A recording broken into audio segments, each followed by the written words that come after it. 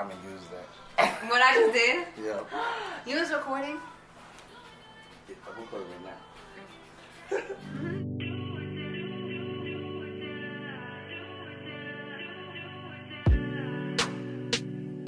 I'm gonna pick you up. I got the keys to my daddy's car.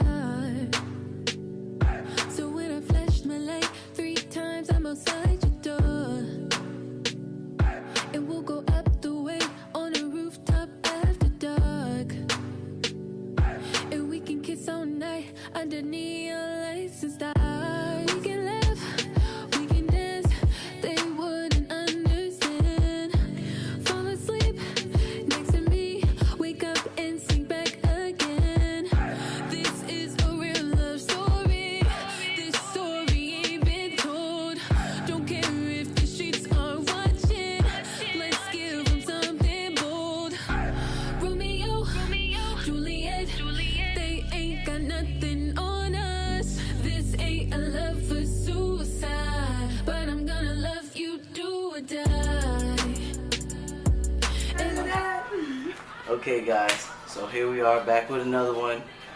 Relationship goals part 2.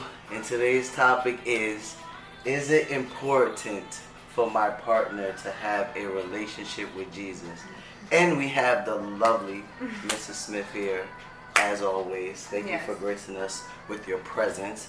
So yeah, let's talk about this. Is it important for my partner to have a relationship with Jesus? Well, absolutely. To me, that's like the golden rule when it comes to Christianity, because to believe in God, Jesus is to believe in God. And first off, God is love, so you will not be able to love your partner to the full extent. If you also take a look at Mark 12:30, at that Bible verse, it also explains it, like our number one rule as a Christian, which aligns with our number one rule when it comes to like a spouse or a partner. And that's, you should love your Lord with all you.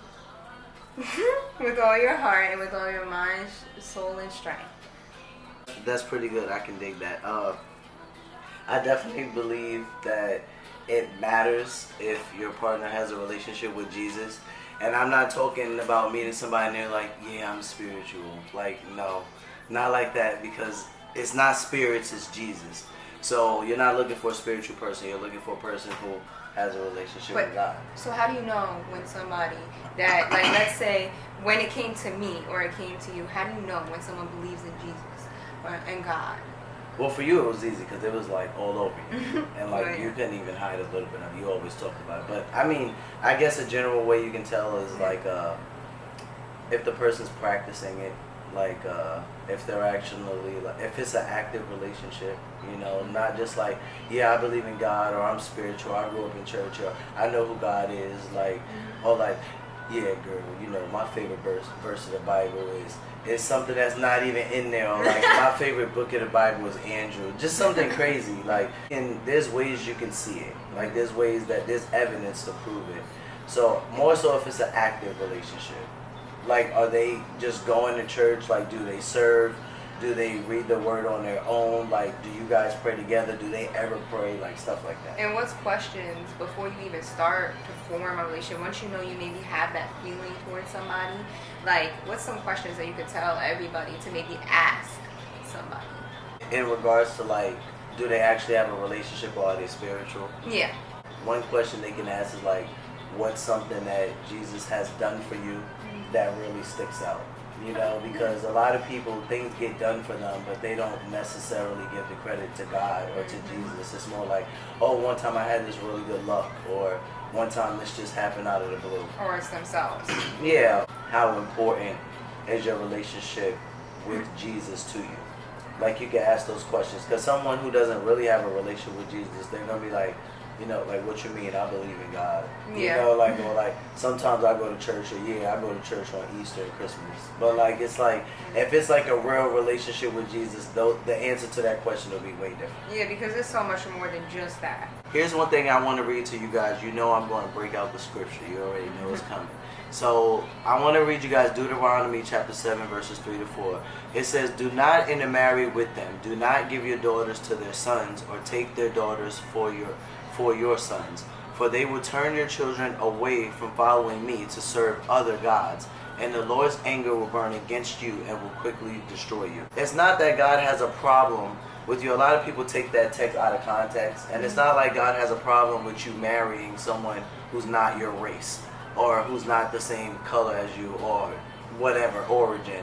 It's more so like God doesn't want you marrying someone who he's not first in their life, or he's not in their life at all. Mainly first, but if they don't have a relationship with him, if they don't know him, if they don't like spend time with him, if it's not an active relationship, what'll happen down the line, and a lot of people say, I'll bring him to Christ or I'll bring her to Christ, but what ends up happening is the Christian or the person who does love Jesus usually ends up pulling away from Christ. Absolutely. And stops going to church or whatever they're doing. Yeah, and instead of a believer and one non-believer, and the believer trying to push them closer to God, it actually turns out to be two non-believers. Yeah, that's good. It does. Actually, it does. The next thing you know, the person that was known to have the relationship with Christ are going to church. It's like, when's the last time you've been to church? And they're like, what's church?